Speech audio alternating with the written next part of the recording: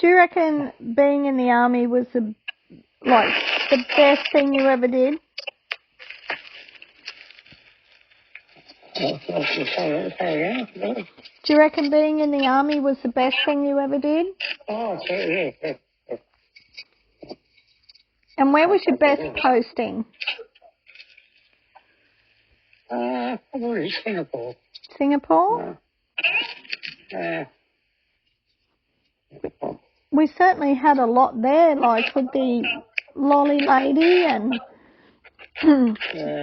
the armour and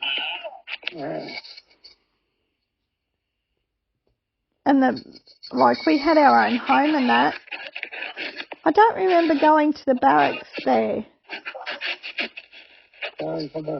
Was there like a barracks that the family could go to in Singapore?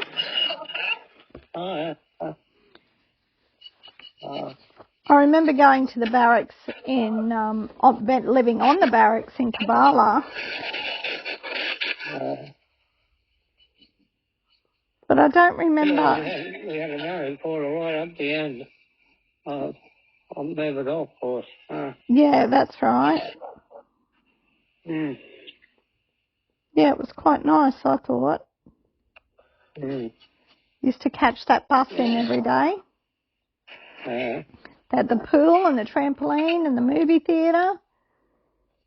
Did they have anything like that in Singapore I know we had an individual home, but did they have it? It was scattered all over the place. I think there are only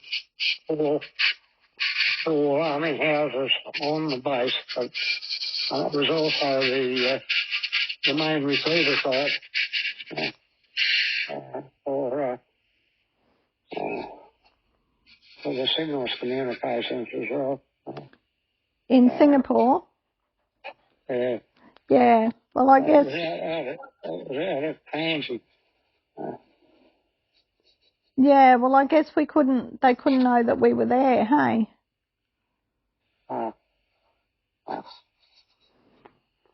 That'd be why we were. Yes. Used to get a minibus used to take us to work every morning and bring us back in the afternoon.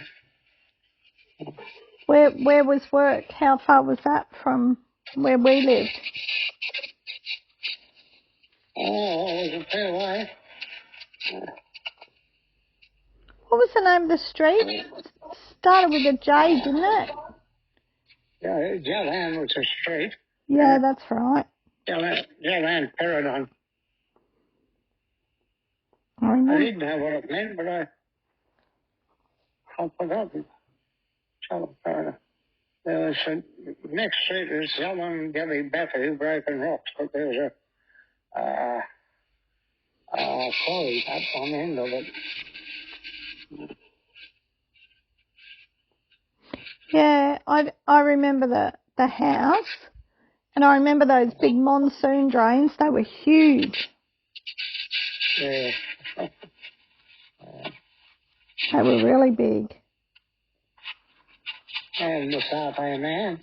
Yes, yummy. I've never had satay like that again. That peanut sauce was just, delicious, all satay sauce. And the lolly man. Yeah. And the markets. I remember going to the markets and getting a boy doll. Yeah. All those years ago. Yeah. How long were we there, Dad? About 4 years, wasn't it? I was about 4.5 years, I think. Can't remember now. Yeah, because we went from Melbourne to Singapore, then back to Melbourne, didn't we? Yeah. What Sonia we were in before we went to Singapore? Yeah. I remember that. Yeah, it was the Prime Minister. Oh, Clipchamp blew the whistle. I remember you telling me. That was spies. And you got him back. Yes, I did.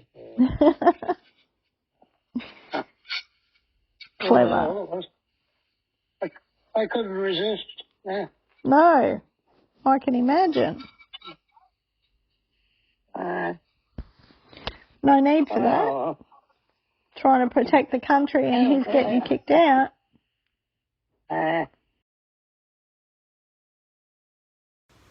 was so interested in the minister that, what was he, Baptist, the Yankee Baptist bloke. Johnny He was a Wilson. nice bloke. He was an excellent Marine. He was in Hawaii. He woke up pissed as a mute, having been tossed out of a brothel in Honolulu.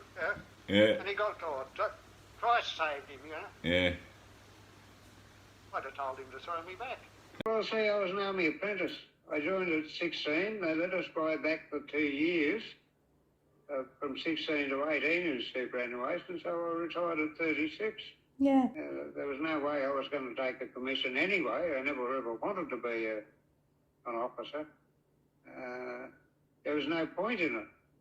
A first-class warrant officer gets one pay increase. A captain gets 5 yearly increases. When a first-class warrant officer gets his first, one and only increase, he gets as much money as a captain on 5. When Dick Young, the tech-mate officer, used to go, we were staff sergeants together, old mates. When he used to go away, they used to pay me higher duties as a major. So there was no point in it. Yeah. Who discovered the bloody slush fund? And who shut their mouth about it? He said, all right. I'll take it all back. Yeah. Oh, wow. They actually had a fund that was used to buy, at one stage, an ambulance, and another stage, 5 beds in a children's hospital ward in Singapore and all that sort of stuff. You know? It was passed from our mob to Singapore's special branch police, and they distributed it at this, that and the other, or not, whatever the case may be. I'll check it out, but you might have to tell me the Golf Whitlam story again, even though I promise you I will not say anything until you are long gone. That's right. Unless I go first. But it's history. It's history, Dad, but I think my stupid phone didn't record that bit for some reason. Your camera's off again. Okay. What? Yeah. What? Where did you go? Like, where in the army? Where were your postings? I went to Project Squadron. I swapped with Donny Jury. Don was posted to the Corps, and he was badly in love with a lady soldier who served behind the counter in the Asco canteen at Balcom. And that was Joan. Was that his wife? He'd been posted to Project Squadron, who were working all around Australia building the AusCan-CopCan network, and I was posted to Project. Don was posted to Project. I was posted to the school, so we swapped.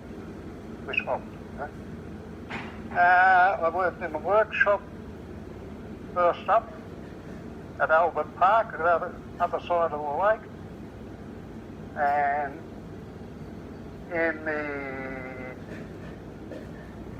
Directorate of Signals over the other side of the lake in the old, what had been the World War I German embassy, Grosvenor. Then I went out to Diggers Rest to transmitters. From Diggers Rest we finished up there, we packed our gear and we drove to Sydney, and myself and Francis, Kevin Thomas, Patrick Burgess and Ken Cummings, we stopped off in Canberra and built a telegraph workshop in the sub-basement of the Russell offices. That was terrific. they'd shifted all the Commonwealth. They were shifting all the Commonwealth officers from Melbourne. Is that where you met your first fiancée, Marjorie? No. She, Margaret. Margaret. No, sorry. she was a.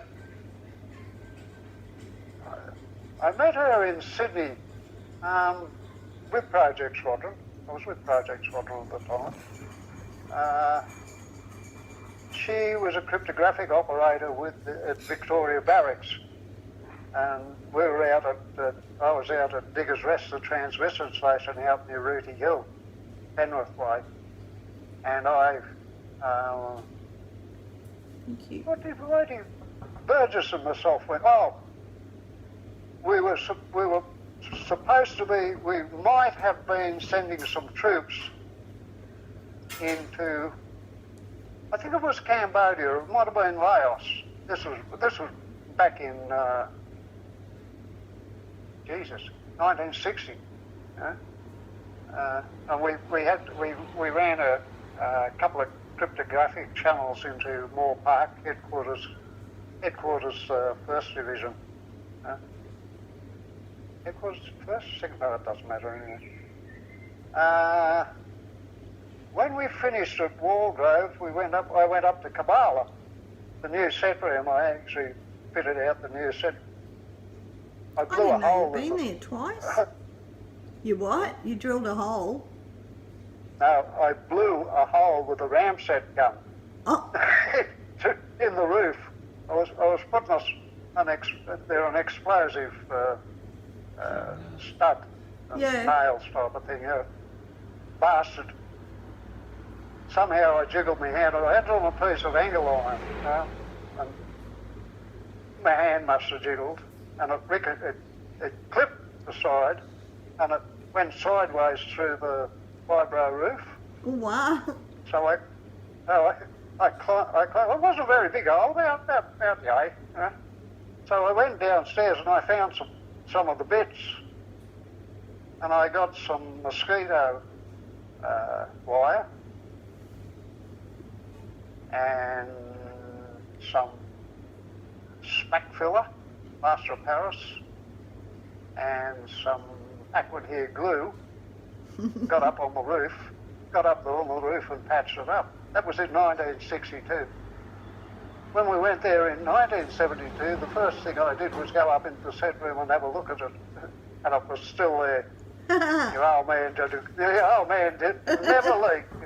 I have very fond memories of you in the shed in Tor Street and just building stuff, like pulling stuff apart, radios apart, and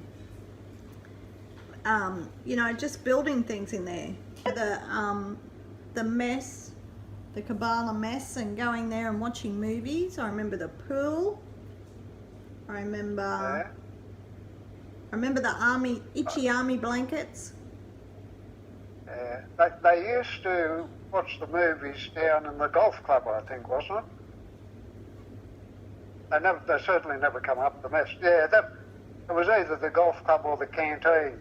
It would have been the canteen because there were chips there. I remember that. There was an ASCO canteen, but then there was the golf club. Changed out there now, Dad? We built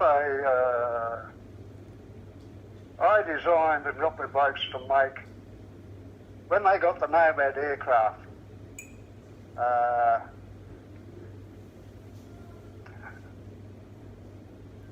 the weapons establishment at Salisbury built an airborne direction finder, right, for finding enemy radios and tracking where they were, locating them. And there were two tracking sets, there were two operators, but they also had to be able to talk to the pilot, the co-pilot and one another. So I had an old row of push-button switches that had come out of the Australian Forces broadcasting station in Curragh. when the British Commonwealth Occupation Forces were occupying Japan way back before the Korean War. So I got the boys to clean it up and we had a look at it and we drew up a wiring harness to plug it in so that they could throw a switch and you could talk to, the two operators could talk to one another, or they could talk to the pilot or the co-pilot, co-pilot, all that sort of shit. So they used to fly it to Oki. They used to take this gear to Oki, light aircraft. Yeah. And they decided that all that land we had at the back that wasn't occupied by aerials, they decided that they could fit a light aircraft strip in there, bring a Nomad in. So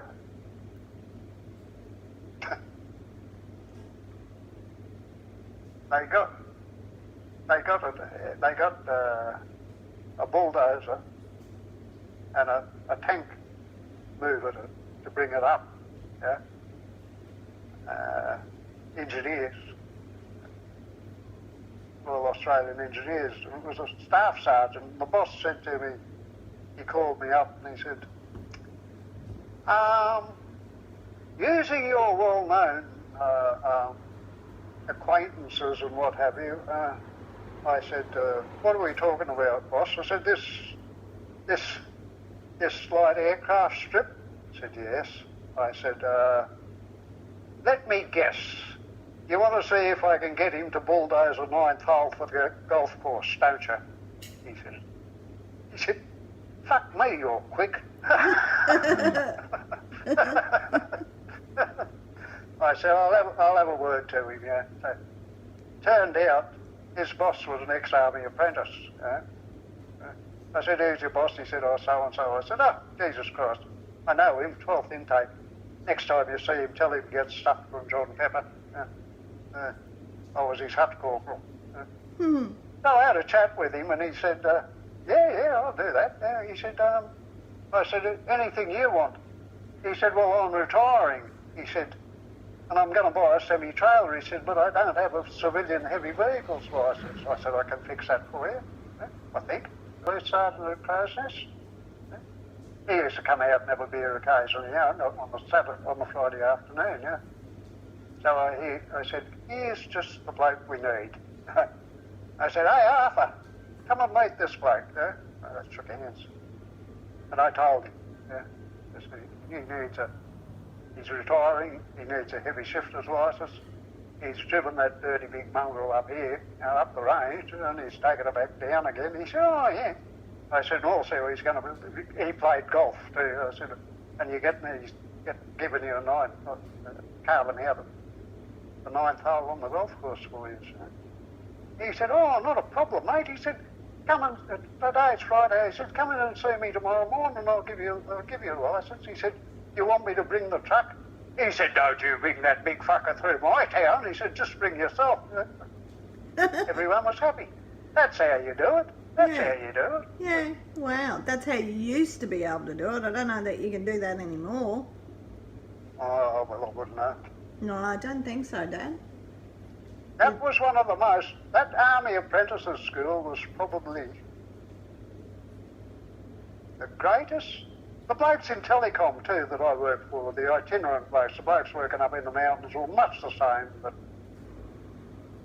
there was only about 30 of them and there was 4,000 of us. So, no matter where you went. We also trained clerical clerks as well. They did 1 year. So you'd walk into a personnel depot and the chief clerk would be there and they'd stand up and say, fuck me, Pepper, what are you doing here? Well, you'd want something from an ordnance store. An ordnance are notoriously difficult to get stuff out of. But you'd nearly always find that one of the bosses would be an ex-army apprentice clerk. Ring them up. G'day, Geordie. What about me putting a red star on this and we'll walk her through? No troubles. When I was in Vietnam, I had a kid, a regular. Not that you could differentiate between assos and rigs in any way. They're all good. They're all good boys. My sons. One of them come to me and he said, I'm not much of a radio mechanic. He said, I'm not happy, boss. He said, I'm not much of a radio mechanic. I said, you're adequate. You're adequate. I said, what's your problem? He said, I always wanted to be a motor mechanic. My dad owns a garage in a small country town. He said, I always wanted to be a motor mechanic. I helped him since I was big enough to lift up a spanner and hand it to him. Yeah? I said, well, there's such a thing as a core trade. I said, you are allotted to radio mechanics because of your IQ. That's how they allot the trades, by IQ. IQ. Yeah? Architectural draftsmen, then radio mechanics, then electrical fitters, electrical mechanics, electricians, then vehicle mechanics, fitters and turners, blacksmiths, plumbers, carpenters, body. Yeah. So I said to him, there's such a thing as a core transfer. I said, I've never done one and I've never seen one done, but I'll check it out. Yeah? So I got onto one of the chief clerks in Saigon, who was an ex-army apprentice, and he got the papers for me. He said, we've got none here in Australia, here in Vietnam. He said, but I'll get a couple sent up. Yeah. So they arrived in 2 days. Yeah. So I went down to the light aid detachment, the vehicle repair shop, and I got Donnie Burt, their boss, their warrant officer. We got the kid in and we said to him, look, we're trying to organise a core transfer for you. Yeah? Now, they work shift work. You know, I had the big heavy transmitters back to Australia and the radio relay stuff on the 50 calibre machine gun, twin machine guns and the searchlight up on Nui Dat Hill. Yeah? And they work shift work and shit. Yeah? So Don sussed him out and Don said, he's good. He said, he's better than some of the slack-ass bastards I've got. He said, he's terrific, yeah? I said, well, my boss will sign it because he owes me that many favours and it just isn't fucking funny. Yeah? I said, who's the creamy commander, Royal Australian Electrical and Mechanical Engineers? He said, he says, you've got a funny name, Mickle. I said, Micklejohn. He said, yeah, Major Micklejohn. That's Stuart Micklejohn. He said, I think it is. He said, I've never met him, but in the phone directory it's S. Yeah? I said, well, you'd recommend this kid to transfer to Ramey and do a motor mechanics course? He said, yeah, there you go. I said, well, we'll do it now. So I got the phone, told my boss, I said, I'll be bringing it down for you to sign on Saturday morning, like usual.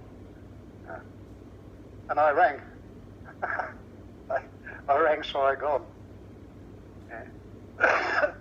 Creamy Sergeant so-and-so speaking. I said, is Major Micklejohn in his office? He said, yes. I said, this is Warrant Officer Pepper up at Nui Dat. I said, I'd like to talk to him. He said, he's pretty busy. I said, is there anyone with him? He said, no. I said, well, just stick your head round the door and tell him John Pepper wants to talk to him. He was same intake as me. He was 11th intake. Bloody electrician. Huh? And the next thing I know, he gets on the phone and says, what the fuck are you doing up at Nui Dat? Pepper? Peps? I said, you're doing this. I said, anyway, I told him about the kid. And he said, good stuff. I said, we'll have a, Mr. Burt wants to have a talk to you. So, he said, he said, I'll sign that. Yeah, no trouble at all. He said, it's for the good of us. Keep a good digger in the service, keep him happy. I said, well, I'll speed it up. I said, I'll take it down on Saturday. My boss will sign it. I'll put it in the safe handbag, right? And I'll send it on the Signals Dispatch Service safe hand courier to Fort fucking Fumble, the Big Mac V, and I'll get him to give it by hand to Captain Ring, to Jack Ring. Yeah, that's right, Stewie, Jack Ring, 10th fucking intake, Hut Corporal of Sid and Jew, West Aussie, played Aussie rules, yeah, Stewie, yeah. He said, so he'll bring it up to you, yeah? Yes, sir, yes, sir. I hung up and looked at Don Burt and said, that's the way you do it, mate. He said, yes, sir, no, sir, 3 bags full, sir. Yes, Stewie. I said, same intake. He said, you fucking ex-apprentices are worse than the bloody mafia. I said, yeah, but we get stuff done. You did? We get stuff done without pissing around whenever we can. And how was old mate would have been ecstatic that he got his mechanics. Oh, he was, you know what he did? What? He was up at Bandiana on the Victorian border. I was at 6 Sig Regiment at Watsonia. He got married. They were going to the Gold Coast. Him and his new wife drove down from Bandiana to Wodonga, Albury area and came and visited me. Oh, 6 Sig wow. Regiment. Yeah? I just happened, I had a big workshop outside the secure building, and I just happened to be down there at the time, and the fitter and turner come in and said, hey boss, he said, there's a bloke out there with a really good looking sailor, wants to see you. I said, well, show him in, He come in and I said, good God. I said, did you graduate? He said, yes. He said, we got married. He said, well, we're about to go to the Gold Coast, and I said, I've got a bloke I want to thank first. He said, so I drove down to see you. Oh, wow. I said, where are you staying? He said, I said, you won't be driving back today, will you? He said, no. I said, well, why don't you go up to the pub up the road? Up Tor Street, go right up Tor Street. There was a pub up there. No, it's a good pub. I can't think of the name of the bloody thing now. So I said, it's a hotel motel. I said, I'll come up and have a drink with you after work. Yeah. That was one of the proudest moments of my life. To think that the kid would go all that bloody way. Yeah, wow. That's great. You can't get caught, okay? Oh, Dad, you sound terrible. I wish I could give you a big hug. Yeah, Kathy give you a big hug. Oh, yeah. Yeah? You want to go back to sleeping, Dad? Mm-hmm. I love you. Love you too, Dad. Bye. Bye.